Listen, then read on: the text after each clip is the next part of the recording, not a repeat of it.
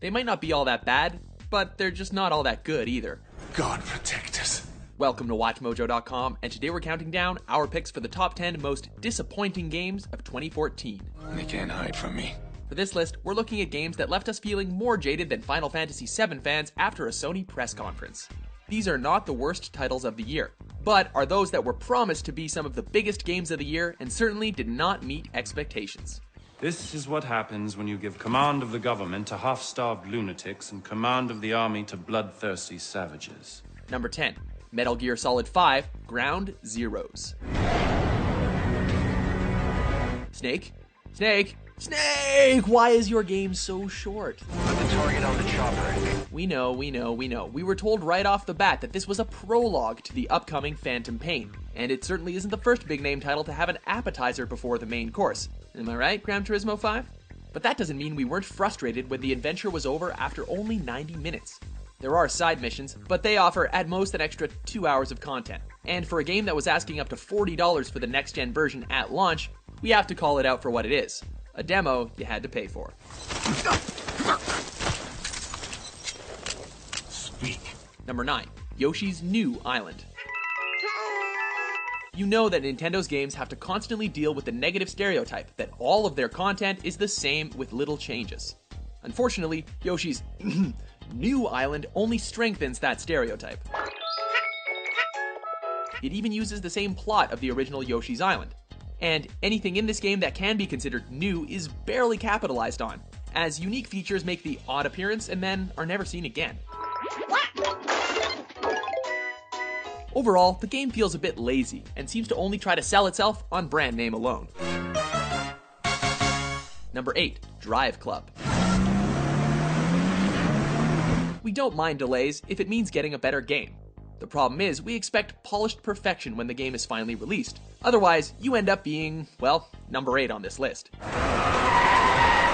After multiple delays, when we finally got our hands on Drive Club, it wasn't the next-gen Forza killer we were anticipating, but rather an extremely generic racing game that does nothing to stand out. PlayStation UK's chief executive Fergal Gara even went on record saying that it was an embarrassment and apologized to fans who had been anticipating the release. Benka Trebna. Lanu. Number 7. The Sims 4.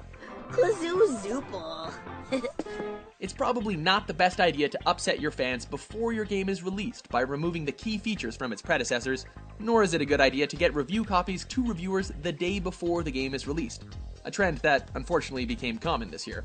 But, you know, that's exactly what happened in the latest installment to the long-running Sims franchise. Truly, there are new features in the game, but nothing saves it from the lack of content and desire for patches and expansions right off the bat. You're best off sticking with The Sims 3 until EA gets their act together.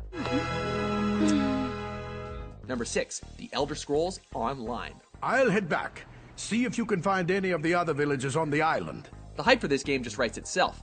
Elder Scrolls is one of those franchises that, upon speaking its name, you assume that you're in for a glorious gaming experience.